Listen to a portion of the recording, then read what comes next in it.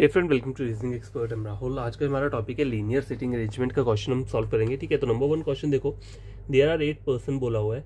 ठीक है, are sitting in a row facing towards the north but not necessarily in the same order. ठीक है, तो 8 person है, 1 2 3 4 5 6 7 8, सब ऊपर देख रहे हैं नॉर्थ की तरफ को, तो मुझे एरो लगाने की जरूरत नहीं है। ठीक है, आगे बोला है no two people are sitting together according to the English alphabetic order. देखो यहाँ पे ना हमें बोला क्या है, IJKL, M नहीं दिया है, NOPQ। ठीक है, अब इस लाइन का मतलब क्या उन्होंने बोला है, no two persons are sitting together according to the English alphabetical order. इसका मतलब ये देखो, आई के बाद क्या आता है, जे आता है, तो ये दोनों एक साथ यहाँ पे कहीं नहीं बैठ सकते, इनको अलग अलग ही बैठना पड़ेगा।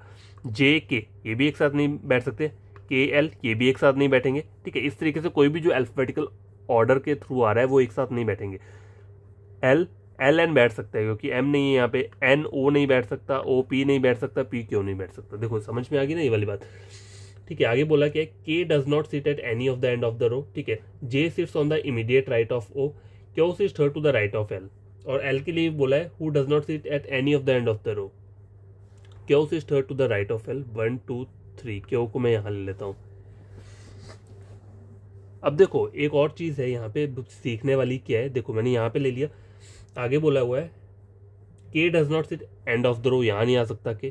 ठीक है, अब बोला हुआ है only 1 person sits between K and Q। अब देखो K और Q के बीच में एक है, अगर सपोज करो मैं K एंड में तो आएगा नहीं, अगर K को मैं यहाँ लेता हूँ तो K और L एक साथ आ रहे हैं।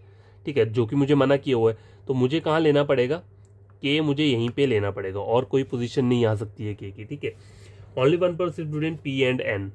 ठीक है, अब देखो P और N यहाँ भी आ सकता है, P और N यहाँ भी आ सकता है। चलो आगे और पढ़ते हैं, और क्या बोला हुआ है, J sits on the immediate right of O। देखो O के इमीडिएट राइट में J चाहिए। ठीक है, O के इमीडिएट राइट में J, और कोई पॉसिबिलिटी नहीं है। ठीक है, only 1 person between P and N। अब देखो K N P, तो P और N जो है वो यहीं कहीं आएगा। देखो इधर क्या हो सकता है, P यहाँ आ सकता है, या N यहाँ आ सकता है, P यहाँ आ सकता है, N यहाँ आ सकता है। ठीक है, ठीक है, और तो कहीं नहीं आएगा। I जो रहता है वो क्या आ जाएगा, यहाँ पे आ जाएगा, IJKL, M नहीं है,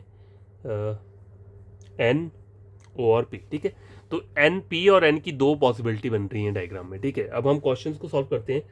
क्या बोला हुआ है, 4 of the following 5 option are alike in a certain way. अच्छा गैस, देखो एक ये जो इन्होंने बोला है ना कि P और Q एक साथ नहीं बैठ सकते। ठीक है, ये भी मैंने कहा था, तो अब मुझे लग गया पता, यहाँ पे ये इस तरीके से नहीं होगा, यहाँ पे N आएगा। ठीक है, यहाँ पर जो वैल्यू आएगी वो N आएगी, और यहाँ पे क्या आएगा, P आएगा। ठीक है, मुझे मेरा वो भूल गया था, ये वाली चीज़ भूल गया था कि यहाँ पे हमें क्या मना किया है कि कोई भी जो अल्फाबेट्स के अकॉर्डिंग नहीं बैठेगा। ठीक है, तो यहाँ पे मैंने P और N को नहीं, मतलब P तो नहीं आ सकता क्योंकि P और Q एक साथ आएंगे, इसलिए P को यहाँ लेना पड़ा N को। तो ये फाइनल डायग्राम बन के आया है। ठीक है, अब क्वेश्चंस को सॉल्व करते हैं। देखो क्वेश्चन में क्या बोला हुआ है, पहला बोला है 4 of the following 5 options are like in a certain way, find the odd one out. ठीक है, L और J बोला है सबसे पहले, तो एक का गैप आ रहा है इन दोनों के बीच में। L और K में कितने आ रहे हैं, 3 पर्सन आ रहे हैं। I और O, देखो I का है, IO एक पर्सन गैप है, N और P एक का गैप है, Q और K एक का गैप है। मतलब यहाँ पे L और K जो दिया है यही क्या है, ऑड वन आउट है, ऑप्शन नंबर बी।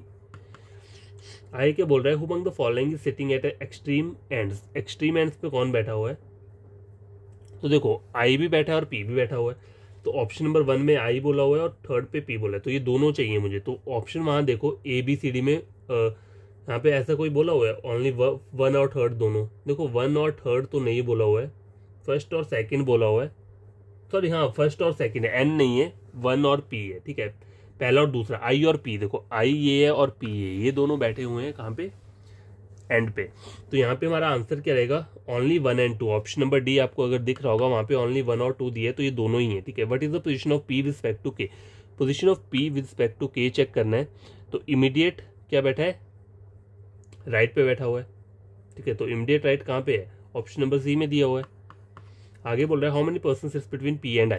देखो P ये है और I ये है, 1 2 3 4 5 6 पर्सन बैठे हुए हैं। ठीक है, तो ऑप्शन नंबर बी इसका आंसर रहेगा। और लास्ट क्वेश्चन है, but which of the following statement is true? L sits 4 to the left of I, L sits 4 to the left, गलत बोल रहा है। O sits 3 to the right of N, नहीं ये भी गलत बोल रहा है। J sits 4 to the left of P, 1 2 3 4, ये सही आ रहा है, ठीक है। तो ऑप्शन नंबर सी ही क्या रहेगा इसमें, ट्रू रहेगा। ये आंसर निकल के आ चुका है, आप इसे खुद से सॉल्व करना।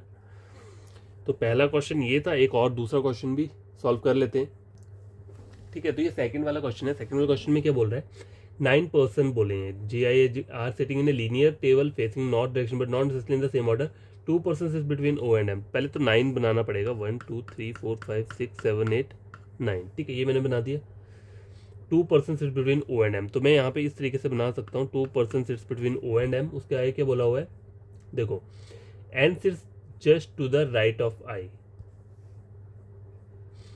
N sits just to the right of I, तो I के राइट पे N बैठा हुआ है, इस तरीके से मैंने बना लिया।